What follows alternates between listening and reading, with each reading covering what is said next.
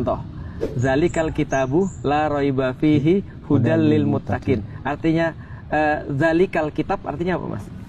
Zalikal, saya tidak tahu apa kitab. Ya. Inilah kitab. Ini gitu. kitab ini. Itu terjemahannya kitab ini. Anehnya adalah zalika itu adalah kata tunjuk untuk sesuatu yang jauh. Dalam bahasa Indonesia itu.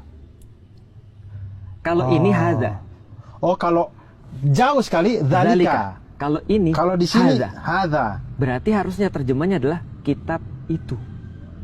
Tidak ada keraguan di dalamnya. Petunjuk bagi orang-orang yang beriman, bertakwa. Oke. Tapi kok ada di dalam translasi kitab ini? Iya. Itu saya pernah ditanya sama orang-orang yang bukan muslim. Kitabmu salah. Buktinya kamu juga salah mengartikan. Zalikal kitab, berarti kitab itu. Maksudnya adalah kitab kami, bukan kitab kamu. Karena itu kata tunjuk jauh. Oh iya. Jadi kitab ini mengatakan kitab itu yang benar. Iya. Saya bingung, nggak mungkin Quran salah. Pas saya baca, udah dibahas ulama ribuan tahun yang lalu. Artinya adalah zalikal kitab. Di dalam Al-Quran ada banyak kata untuk membahas tentang Al-Quran. Ada bisa jadi Alkitab, bisa jadi Quran. Menariknya di dalam Al-Quran, setiap kata-kata Quran selalu dibareng dengan kata hadza, hadzal Quran. Sedangkan kitab pakai zalika. Kenapa? Kitab artinya yang tertulis, kitab.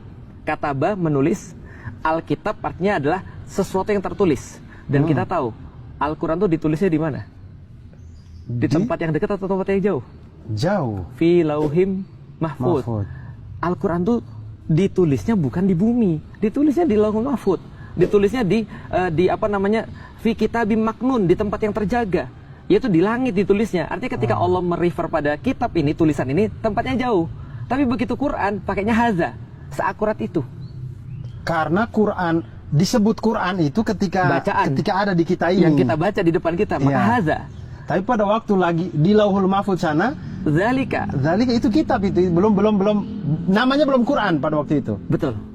Itu adalah kitab yang tertuliskan gitu kan ya, yang Allah kemudian tuliskan untuk manusia. Tentunya bukan nulis kayak manusia ya, tapi artinya pas waktu belum diturunkan namanya adalah Alkitab. Fi kitabim maknun, itu kan ya, tempat tertulis yang terjaga. Nah itu baru ayat pertama, itu pembukaan suratul Baqarah. Itu kan bikin main bowling lagi.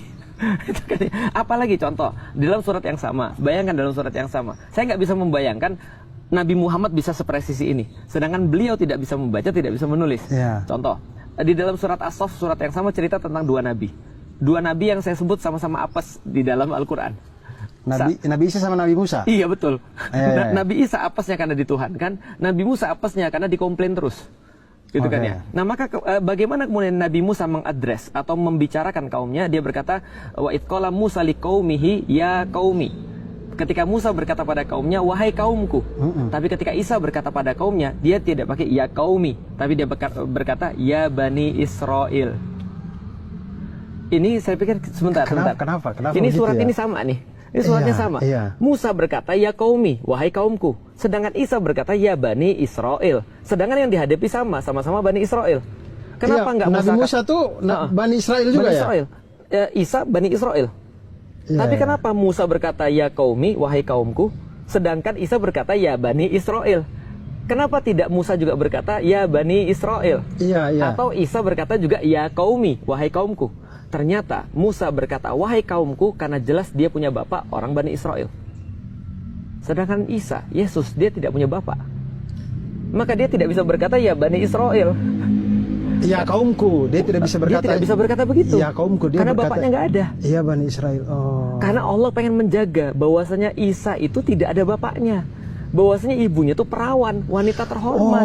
Karena ketika kalau Nabi Isa alaihissalam bilang ya kaumku, seolah-olah seperti bapak saya Bani Israel juga. Ibunya Bani Israel, tapi saya baru sadar. Saya baru sadar. Iya benar. Sepresisi itu di dalam Al-Quran.